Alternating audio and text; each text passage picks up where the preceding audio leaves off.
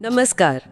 आज हम निवेश की दुनिया में गोता लगा रहे हैं और ख़ास तौर पर बात करेंगे सिस्टमैटिक इन्वेस्टमेंट प्लान यानी SIP की।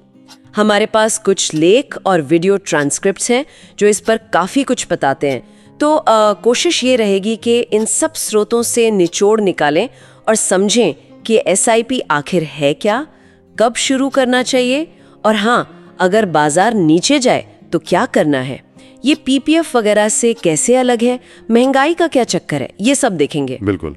और हम SIP के जो मुख्य फायदे हैं, जैसे वो रुपये की लागत औसत या रुपी कॉस्ट एवरेजिंग और कंपाउंडिंग की शक्ति, इनको भी समझेंगे।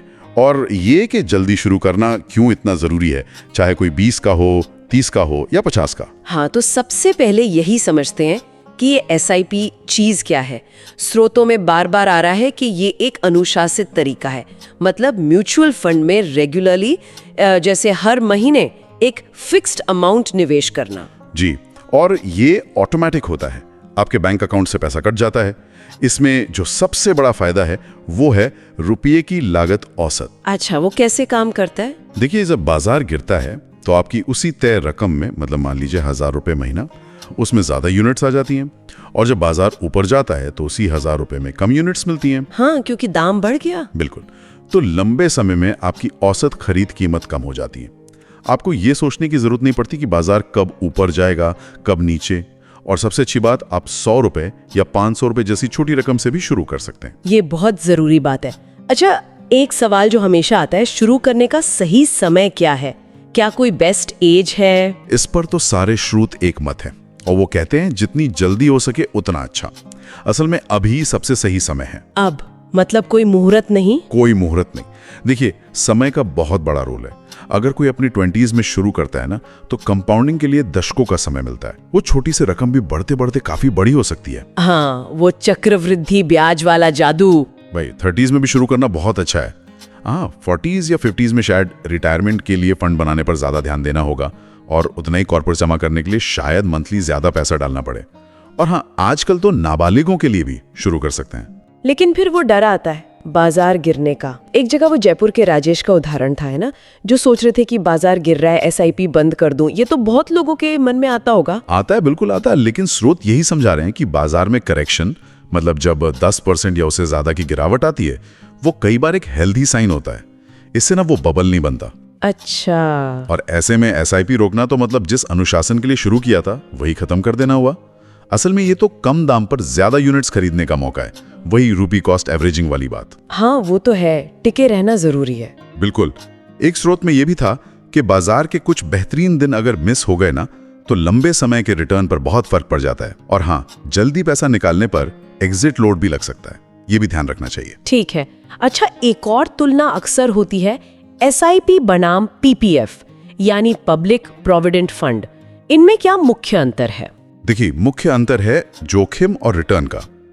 SIP इक्विटी मार्केट से जुड़े होते हैं ज्यादातर, तो इनमें रिटर्न ज्यादा मिलने की संभावना होती है, लेकिन साथ में जोखिम भी होता है। हाँ, बाजार ऊपर नीचे होता है। जबकि PPF जो है वो सरकार समर्थित स्कीम है, तो वो काफी सुरक्षित मानी जाती है। उसका रिटर्न लगभग तय होता है, जैसे अभी शायद 7.1% चल रहा है और उसमें 15 साल का लॉक इन होता है। अच्छा, मतलब पैसा फंस जाता है लंबे समय के लिए। हाँ, निकालना आसान नहीं होता।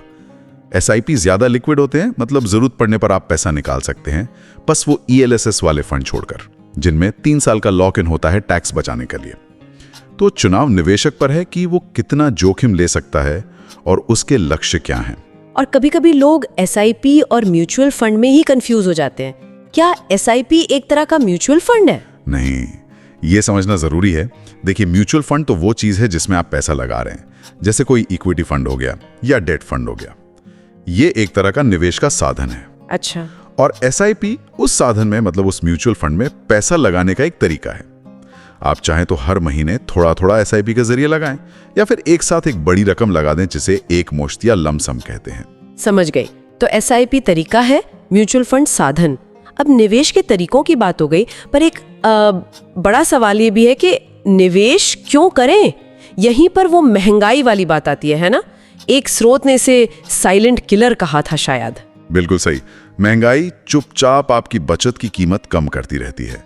जैसे मान लीजिए आपकी एफडी आपको 7% ब्याज दे रही है हाँ और महंगाई चल रही है 5.5%, हाँ। तो असल में आपकी कमाई कितनी हुई? सिर्फ 1.5%। अरे हाँ। और उस पर भी टैक्स लगेगा तो शायद आपकी कमाई नेगेटिव में चली जाए। मतलब आपका पैसा असल में घट रहा है, उसकी खरीदने की ताकत कम हो रही है। ये तो सोचने वाली बात है। इसीलिए ऐसे निवेश विकल्प चुनना जरूरी है जो महंगाई दर से ज्यादा रिटर्न दे सके। ऐतिहासिक रूप से देखें तो लंबे समय में इक्विटी और सोना इसमें काफी हद तक सफल रहे हैं। तो लक्ष्य सिर्फ पैसा जोड़ना नहीं बल्कि पैसे की वैल्यू बढ़ाना होना चाहिए। तो फिर स्मार्ट तरीके से निवेश करने के लिए क्या सिद्धांत ध्यान में रखने चाहिए? स्रोत क्या कहते हैं इस बारे में? कुछ मोटी मोटी बातें हैं जो सब जगह कही गई हैं।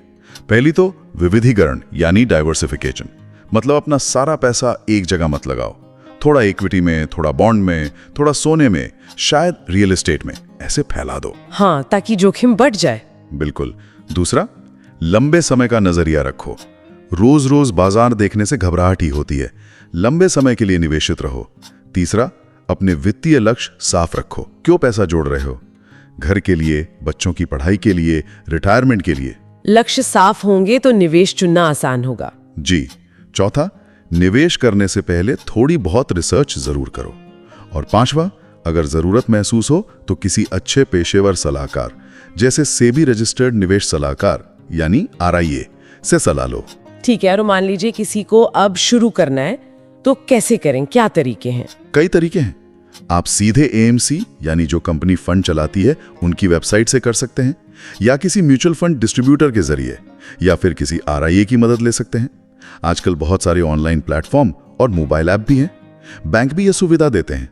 अच्छा, ऑप्शंस काफी हैं। हाँ, बस आपको KYC प्रक्रिया पूरी करनी होगी। वो पहचान और पते का वेरिफिकेशन होता है, वो जरूरी है। चलिए, तो आज की इस पूरी बातचीत का अगर सार निकालें तो यही है कि SIP निवेश करने का एक बहुत ही अनुशासित और आसान तरीका है।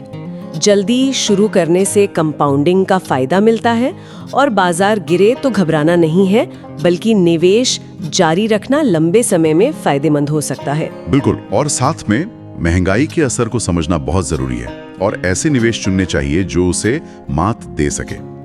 अपने पोर्टफोलियो को डाइवर्सिफाई करना यानी फैलाकर रखना भी महत्वपूर्ण है। और ये याद रखना है कि SIP सिर्फ एक तरीका है, निवेश तो आप म्यूचुअल फंड जैसे साधनों में कर रहे हैं। सही कहा। और श्रोताओं के लिए अंत में बस एक विचार छोड़ जाती हूँ। निवेश सिर्फ आंकड़ों और रिटर्न का खेल नहीं है।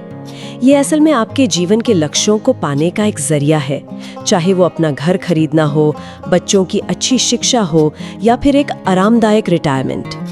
तो क्या आपके निवेश आपके उन खास लक्ष्यों के साथ जुड़े हुए हैं? इस पर सोचना शायद आपकी निवेश यात्रा को और बेहतर बना सकता है। आप सुन रहे थे द माइक रूम पर एक और प्रेरणादायक कहानी। यदि आपको यह एपिसोड पसंद आया हो तो कृपया लाइक करें, शेयर करें और सब्सक्राइब करना न भूलें। मिलते हैं अगले एपिसोड में एक और नए सफर के साथ। तब तक के लिए दिल से सुनिए, बड़े सपने सोचिए। नमस्कार।